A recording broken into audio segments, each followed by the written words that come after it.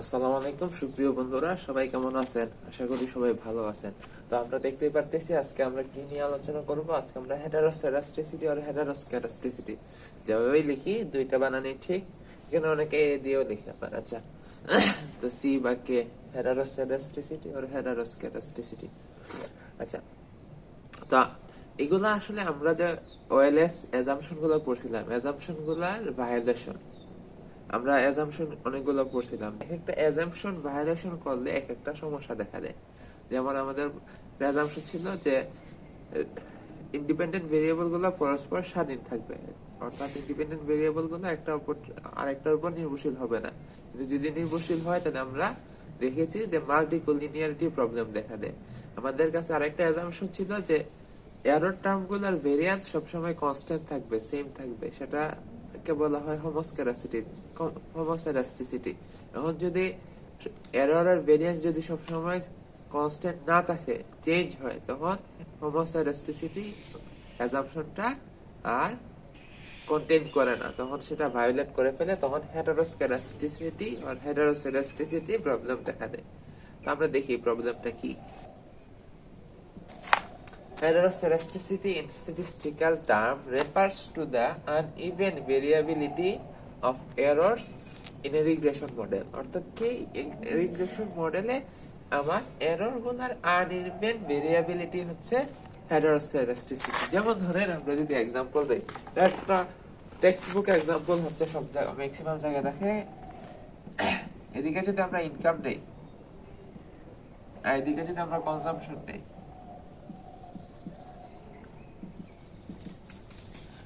তাহলে আমরা জানি কি ইনকাম যদি বাড়ে কনজাম্পশনও বাড়ে, আপওয়ার্ড ট্রেন্ড থাকে। কিন্তু অবজারভেশন গুলো কিন্তু কি না একদম যে এই লাইনের মধ্যে থাকবে এমন না, অবজারভেশন গুলো আসলে এরকম হয়। ধরেন এখানে হচ্ছে 500 টাকা ইনকাম, 500 টাকা ইনকামের অনেক মানুষ আছে। যত মানুষ আছে এক একজনের কনজাম্পশন এক এক রকম হয়। কারণ এই হচ্ছে অবজারভেশন গুলা। তারপরে 1000 টাকা, 1000 টাকা ইনকামের অনেক মানুষ আছে, তাদের কনজাম্পশন একটু বেশি, কিন্তু সবার কনজাম্পশন সমান না, ঠিক আছে? তো এই হচ্ছে তাদের কনজাম্পশন। তারপর ধরেন 1500 টাকা মানুষের ইনকাম আছে অনেকের, এর মধ্যেও অনেক মানুষের ইনকাম আছে, তাদের কনজাম্পশন আরো বেশি।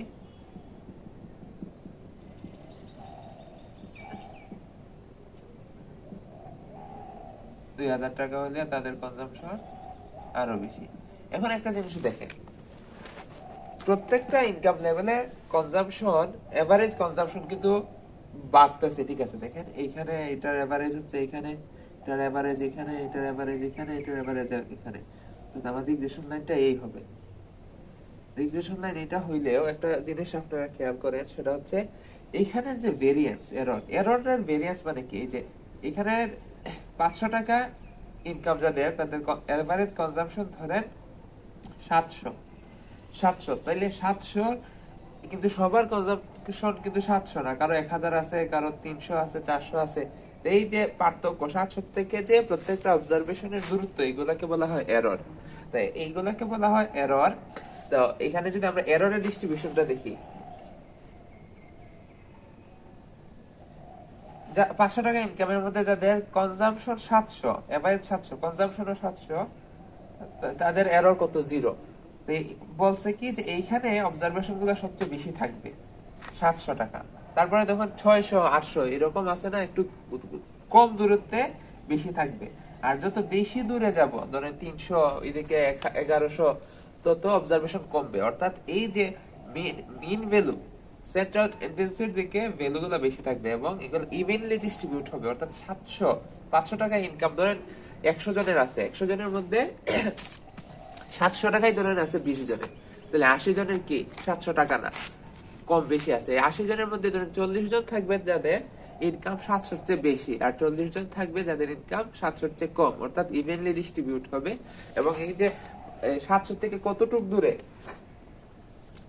সেটা একটা ডিস্ট্রিবিউশন, এরর একটা ডিস্ট্রিবিউশন হবে, যেখানে এই যে ইনকাম হচ্ছে এখানে 700 সবচেয়ে বেশি, তারপরে 700 চেয়ে যত বেশি যাব টাকা ইনকামের মধ্যে তত অবজারভেশন কমবে, মানে ফ্রিকোয়েন্সি কমবে। 700 টাকার চেয়ে যত কমে আসবে তত ফ্রিকোয়েন্সি কি হবে, কমবে। তো এইটার যে ভেরিয়েন্স, অর্থাৎ এই যে 700 থেকে আমার অবজারভেশন গুলার যে দূরত্ব, ঠিক আছে, ভেরিয়েন্স তো আমরা বার করতে পারি। মিন ভ্যালু থেকে প্রত্যেকটা অবজারভেশনের দূরত্ব আমরা বিয়োগ দিব। এটার যে ভেরিয়েন্স, এখানে কিন্তু ভেরিয়েন্স সেম না। দেখেন এখানে ভেরিয়েন্স সেম না কেন? এখানে ধরেন 1000 টাকা যাদের ইনকাম, তাদের মিন কনজাম্পশন ধরেন 900।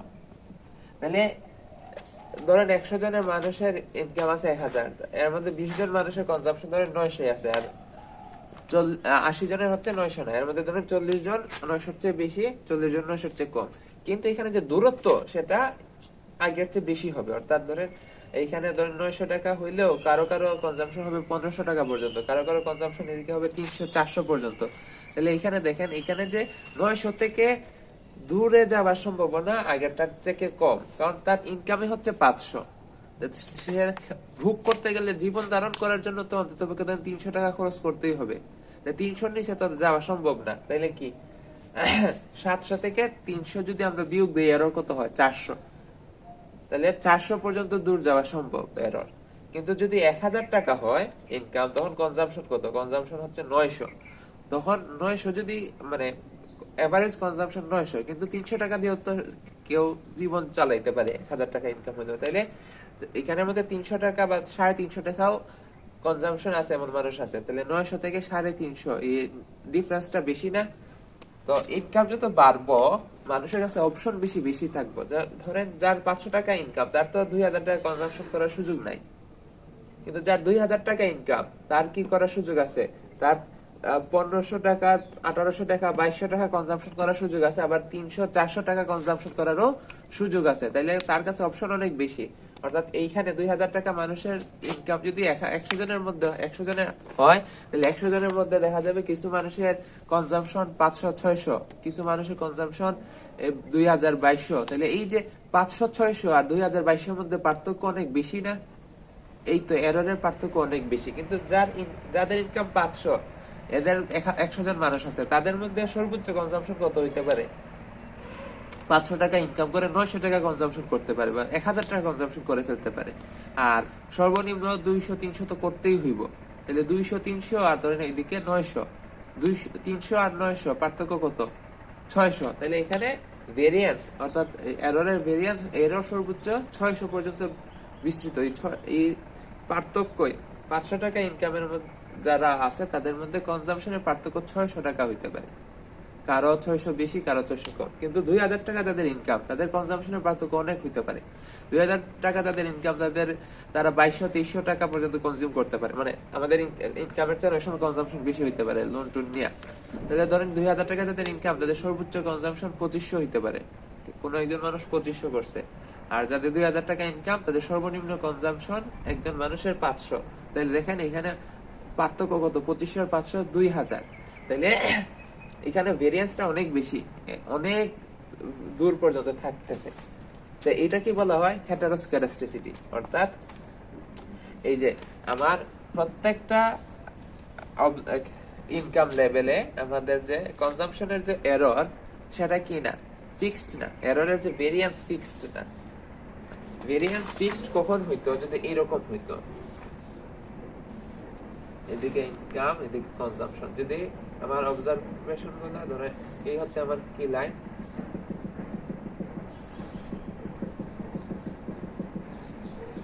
এরকম যদি অবজারভেশন হইতো, দেখেন প্রত্যেক জায়গাতে এই একই দূরত্ব, এর বেশি নাই, সেখানে হইতো কি? হোমোস্ক্যারাস্টিসিটি। কিন্তু আসলে অবজারভেশন গুলো থাকে এইরকম ইনকাম এবং কনজাম্পশনের ক্ষেত্রে। এই হচ্ছে আমার কনজাম্পশন ফাংশন, রিগ্রেশন লাইন, এদিকে কম থাকে। যত ইনকাম বাড়ে, তার কনজাম্পশনের অপশনও তত বাড়ে। তাইলে সে বেশি দূর পর্যন্ত যাইতে পারে।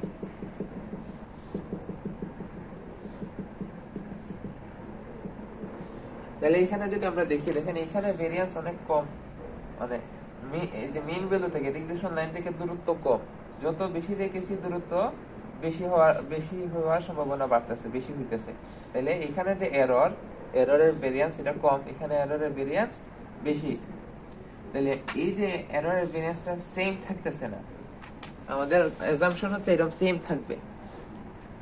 যখন এটা হবে না তখন সেটা হেটারোসাইরাস্টিসিটি প্রবলেম দেখা দিবে। প্রবলেমটা কেন হয় সেটা বুঝাইতেছি, আমি আরেকটা এক্সাম্পল দিচ্ছি। আমাকে এক ভাইভাতে আমাদের প্রফেসর জহিরুদ্দিন আহমেদ প্রশ্ন করছিলেন হেটারোসাইরাস্টিসিটির উদাহরণ দেওয়ার জন্য। আমি ইনকাম কনজাম্পশনের উদাহরণটা দিছিলাম, তো বলছিলেন এটা তো সবাই দিতে পারবে কারণ এটা সব বইয়ে আছে, নিচ থেকে একটা দাও। তখন আমার মাথায় একটা এই চিন্তা আসছিল, সেটা আমি বলতেছি। আমি বলছিলাম হচ্ছে যদি আমরা এখানে বিয়ের বয়স, এখানে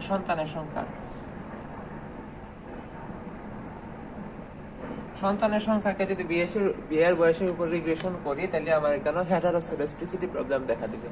কেন? ধরেন যাদের 15 বছর বয়সে বিয়ে হয়েছে, তার কাছে সুযোগ আছে কি 0 সন্তান বা একটা সন্তান থেকে শুরু করে 10টা সন্তান নেওয়া পর্যন্ত।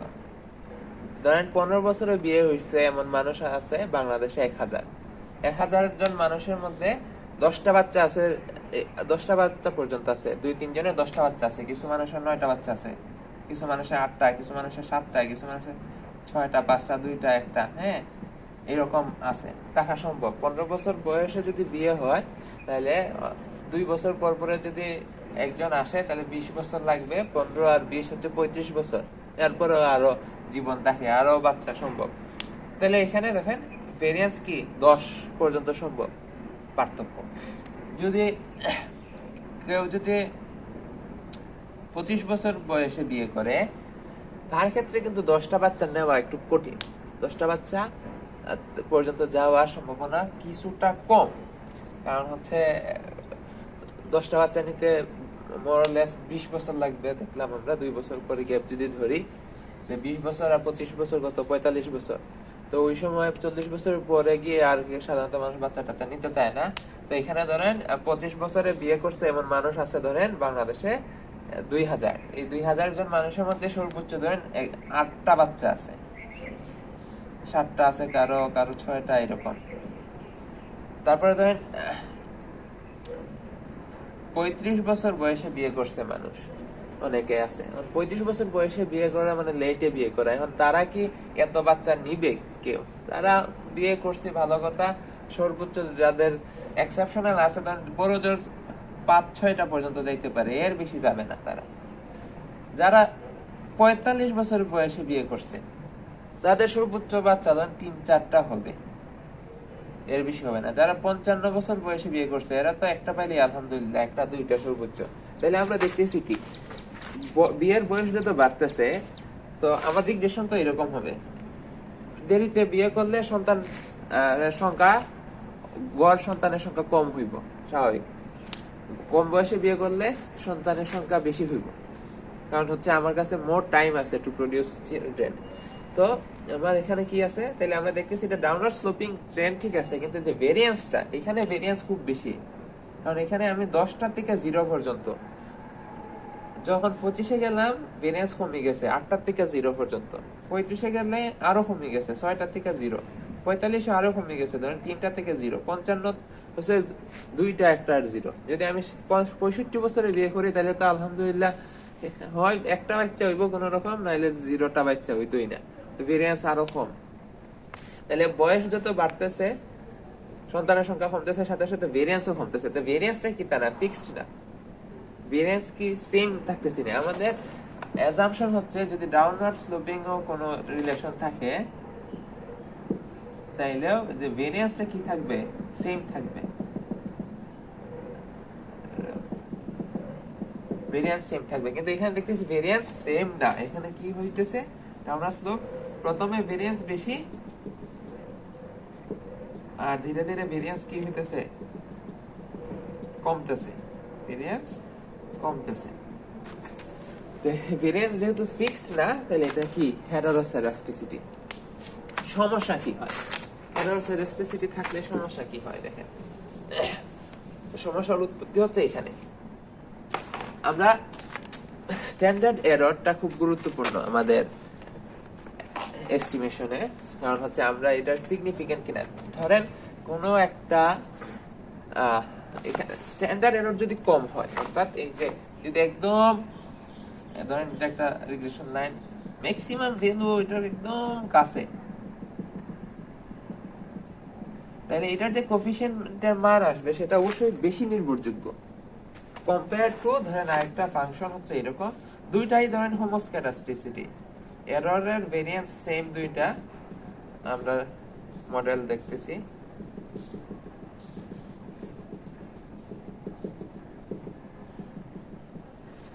এই মডেল আর এই মডেল দুইটাতে হোমোস্ক্যাটাস্টিসিটি, এরর এখানে এরর যত এখানেও এরর এতই দেখেন, এখানে এরর যত এখানেও এরর এত, কিন্তু এইটা মোর রিলায়েবল এটার চেয়ে, কারণ এখানে এরর কম। তাহলে আমার যে এস্টিমেট আসবে আমি বলবো কি যে এটা বাস্তবে হওয়ার সম্ভাবনা বেশি, ভুল হওয়ার সুযোগ খুব কম। কিন্তু এখানে দেখেন এরর অনেক বেশি, তাহলে আমার যে এক্সপেক্টেড ভ্যালু আসবে সেটা না হওয়ার সম্ভাবনা একটু তুলনামূলক বেশি থাকে, কারণ হচ্ছে ধরেন এটার বাইরেও তো অনেক নাম্বার আছে।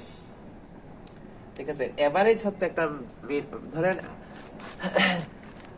আপনাদের ক্লাসের গড় ওজন ছেলেদের হচ্ছে 60 কেজি।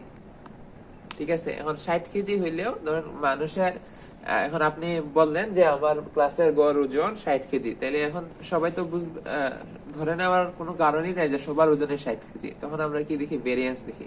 এখন ভেরিয়েন্স যদি বেশি হয়, অর্থাৎ ধরেন কারো ওজন 80 কেজি 90 কেজি আছে, কারো আবার এদিকে 40 কেজি 45 কেজি আছে, অর্থাৎ পার্থক্য অনেক বেশি।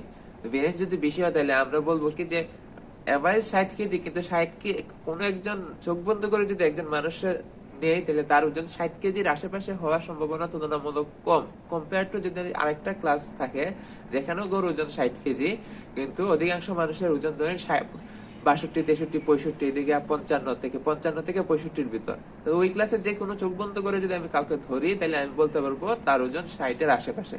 কিন্তু আরেকটা ক্লাসে ধরেন 40 থেকে 80 কেজি পর্যন্ত ওজনের মানুষ আছে, কিন্তু গড় ওজন ঠিকই 60, কিন্তু চোখ বন্ধ করে কাউকে ধরলে আমি কিন্তু বলতে পারবো না তার ওজন 60-এর আশেপাশেই হবে, কারণ তার ওজন 80 হতে পারে 40 হতে পারে। তো দেখেন এখানেও সেম দুইটাই আমার এখানে হোমোস্ক্যাটাস্টিসিটি ঠিক আছে, কিন্তু এখানে ভেরিয়েন্সটা কি বেশি, তাহলে এটা কম রিলায়েবল। এখানে ভেরিয়েন্স কম, সেহেতু এটা বেশি রিলায়েবল। এখন যদি কি হয়, হেটারোস্ক্যাটাস্টিসিটি হয়, হোমোস্ক্যাটাস্টিসিটি না হয়, অর্থাৎ এখানে যদি বাড়ার সাথে সাথে কি বলে ইন্ডিপেন্ডেন্ট ভেরিয়েবলের ভ্যালু বাড়ার সাথে সাথে যদি আমার এররও বাড়তে থাকে, তাহলে দেখেন এখানে এখন আমি কি করব। এখানে তো যখন আমি দেখতেছি ভ্যালু যখন কম তখন ভেরিয়েন্স কম, ভ্যালু যখন বেশি ভেরিয়েন্স বেশি, তাহলে এই জায়গায় রিলায়েবিলিটি বেশি, এই জায়গায় রিলায়েবিলিটি কম। তাহলে একই মডেলের মধ্যে স্ট্যান্ডার্ড এরর ডিফারেন্ট, তাহলে আমরা তো স্ট্যান্ডার্ড এরর একটা ধরি। আমরা যখন টি স্কোর বার করি তখন আমরা কি করি, একটা beta estimated beta minus hypothesized value divided by standard error. T score t সমান কি, আমরা হচ্ছে beta estimated minus beta hypothesized value, যেটা আমরা ধরি ম্যাক্সিমাম 0, আর স্ট্যান্ডার্ড এরর। স্ট্যান্ডার্ড এরর তো ফিক্সড না, এখানে একটা এখানে একটা, আমি কোনটা ধরবো, মানে এইখানেরটা যদি ধরি তাহলে আমার এই টি ভ্যালু এফিশিয়েন্সি কমে যাইতেছে, রিলায়েবিলিটি কমে যাইতেছে। আবার এইখানেরটা যদি ধরি এদিকেরটা, তাহলে কি হবে, এটা আমি এটা বেশি বেশি বলতেছি যে এটা ঠিক, এটা কিন্তু ভুলও হইতেও পারে, কারণ ওইদিকে আবার রিলায়েবিলিটি কম, ভেরিয়েন্স বেশি। তো এই মেইন সমস্যা হচ্ছে এখানে। তো যখন আমাদের ভেরিয়েন্সটা কি দেখে না, ফিক্সড দেখে না, তখন বা স্ট্যান্ডার্ড এরর ফিক্সড দেখে না, তখন আমি তো একটা স্ট্যান্ডার্ড এরর দ্বারা ভাগ করি, তাহলে আমি এভারেজ স্ট্যান্ডার্ড এরর গ্রহণ করি। এখানে যে স্ট্যান্ডার্ড এরর, এখানে যে স্ট্যান্ডার্ড এরর, তার এভারেজ। কিন্তু এভারেজ নিলেও দেখা যায় কিছু ভ্যালুর জন্য সেটা বেশি রিলায়েবল, কিছু বেশি ভ্যালুর জন্য কম রিলায়েবল। ধরেন এখানের ক্ষেত্রে যদি এক্স এর ভ্যালু কম হয় তখন সেটা প্রেডিকশন ঠিক হইতে পারে, কিন্তু এক্স এর ভ্যালু বেশি হইলে সেই প্রেডিকশন ভুল হওয়ার সম্ভাবনা বেশি। এখন যদি আমি কম স্ট্যান্ডার্ড এররে বলে ফেলি না এটা সবসময় সত্যই হবেই, কিন্তু এটা আমি এখানে গিয়ে ভুল হয়ে যেতে পারে, কারণ এখানে এররটা বেশি, তাহলে ভুল হওয়ার সম্ভাবনাও বেশি।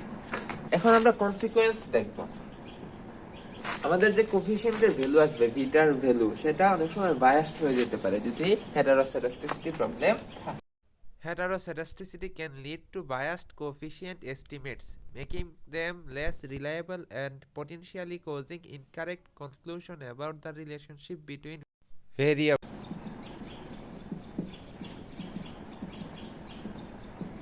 এস্টিমেটস গুলার এফিসিয়েন্সি কমে যায়, অর্থাৎ সেটার ভ্লু থাকে না, বেস্ট লিনিয়ার আনবায়াসড এস্টিমেটর থাকে না, অর্থাৎ আনবায়াসড এস্টিমেটরের মধ্যে সবচেয়ে ভেরিয়েন্স সবচেয়ে কম, আমাদের যে ভ্লু প্রপার্টিজ সেটা মেনটেন করে না, এটা ভেরিয়েন্সটা বেড়ে যায়, এফিসিয়েন্সি কমে যায়।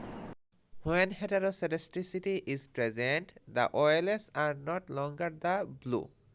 This means that the estimators may not be as efficient as they could be. মানে ভেরিয়েন্স বেড়ে যাওয়া মানে এফিসিয়েন্সি কমে যাওয়া, ভেরিয়েন্স কমে যাওয়া বা স্ট্যান্ডার্ড এরর কম মানে এফিসিয়েন্সি বেশি। ইনকারেক্ট ইনফারেন্স, অর্থাৎ আমরা যে ইনফারেন্স ড্র করি, আমরা যে সিদ্ধান্ত নেই, ধরুন নাল hypothesis rejected or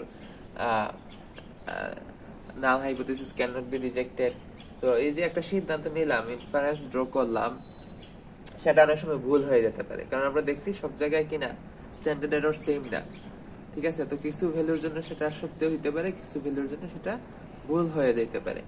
Standard error and hypothesis test may become inaccurate, which can lead to incorrect statistical inference about the significance of coefficients. তো মোটা দাগে এগুলোই হচ্ছে তার ফলাফল, মানে আমাদের ইনফারেন্স ইনকারেক্ট হয়। এছাড়া আমাদের আরো কিছু কনসিকুয়েন্স আছে, ওইগুলা আপাতত আমি বলতেছি না, মানে মেইন মেকানিজম হচ্ছে এইখানে সমস্যা দেখে আমাদের এইগুলা সমাধান করতে হয়। এছাড়াও problematic prediction, violation of assumption, রোবাস্টনেসের সমস্যা হয়, ডায়াগনস্টিক মিস ইন্টারপ্রিটেশনও হয়, এগুলা আপনারা দেখে নিয়েন। ঠিক আছে, তো আজকে এই পর্যন্তই। তো সবাই কি করবেন, ভালো থাকবেন, সুস্থ থাকবেন। আমরা হচ্ছে হেটারোস্যাডাস্টিসিটি আগামী ভিডিওতে কিভাবে ডিটেক্ট করব সেটা দেখাবো।